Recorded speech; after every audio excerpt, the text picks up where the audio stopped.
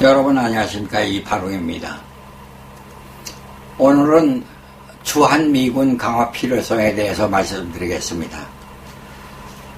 여러분께서도 아시다시피 시리아 동북쪽 쿠르드 지역에 주둔하고 있던 미군 1000여 명이 트럼프 미국 대통령의 결정으로 이라크로 철수했습니다. 그러자 이틀 후인 10월 9일 터키군이 탱크, 장갑차, 중화기 등을 동원해서 쿠르드족과 그리고 쿠르드 민병대를 공격해서 870여 명의 사상자를 냈고 20여만 명의 난민이 발생했습니다.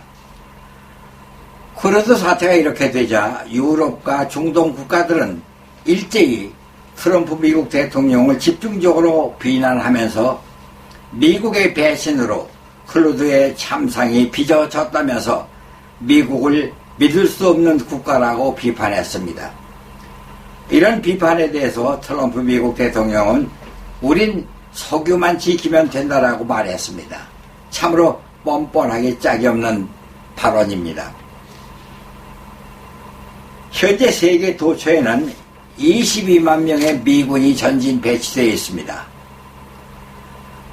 그러나 미군 철수 문제에 대해서 가끔 신문에 보도되기도 하고 또 과연 철수할 것인가 이런 문제가 대두되고 있습니다. 그래서 우리 국민들도 혹시 주한미군이 철수하는 게 아닌가 이런 우려를 하고 있습니다. 그러나 현재 상황으로 봤을 때 주한미군 철수는 매우 어렵다고 봅니다. 이 문제를 이해하기 위해서 여러분에게 잠시 미중 패권 경쟁에 대해서 설명을 해드리겠습니다. 지금 현재 미국과 중국은 아시아 태평양 패권을 잡기 위해서 치열한 경쟁을 벌이고 있습니다. 그런데 현재 21세기는 미국과 중국의 패권 시대입니다. 미국과 중국은 21세기의 패권을 누가 장악하는가를 둘러싸고 힘의 대결을 벌이고 있는 상황입니다. 미국과 중국의 패권 향배는 아시아 태평양 지역에서 결정이 될 것이고 특히 동북아 지역에서는 한반도가 미중 패권의 운명을 결정하게 될 각 주장이 될 것입니다. 왜냐하면 한반도는 지정학적으로 봤을 때 곧 세계 패권 구도와 직결되었기 때문입니다. 그리고 주한미군이 한국에서 철수한다면 그 파장은 일본 주둔 미군에게도 영향을 미칠 것입니다. 이로 인해서 주일미군도 철수한다면 사실상 미국의 태평양 방위선이 뚫리는 것입니다. 이것은 하와이 방위선이 붕괴되는 것을 의미하는 것입니다. 미국 본토가 대륙 세력에 의해서 완전히 노출된다는 얘기입니다. 중국은 태평양 진출을 시도하기 위해서 한국에서 미국을 밀어내려 하고 반면 미국으로서는 중국의 태평양 진출을 차단하기 위해서 그 관문인 한반도에서 군사력을 필요로 하고 있는 것입니다. 따라서 서로 물러설 수 없는 승부가 전략적 요충지인 한반도에서 벌어지게 될 것입니다. 그러니까 한국은 지금 미국과 중국의 패권 경쟁 현장에 한가운데 서 있는 거나 다름이 없습니다.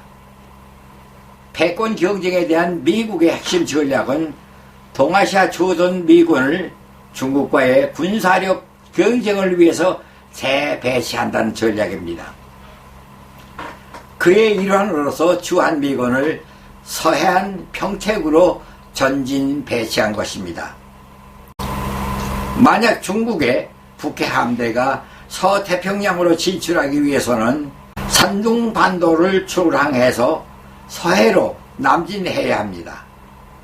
그러나 여기에는 평택의 방어라인과 제주 해군 기지가 버티고 있습니다. 중국의 서태평양 진출을 허가하지 않을 것입니다. 결국 미국의 전략은 중국의 북해 함대를 산동 반도에 묶어두겠다는 전략입니다. 이렇게 여러 가지 상황이 전개되는 환경에서 주한미군이 철수할 수 있겠는가? 이게 우리의 관심입니다. 21세기에는 세계의 중심이 아시아 태평양으로 이동 중인데 미국이 이런 기회를 놓칠 리 없습니다.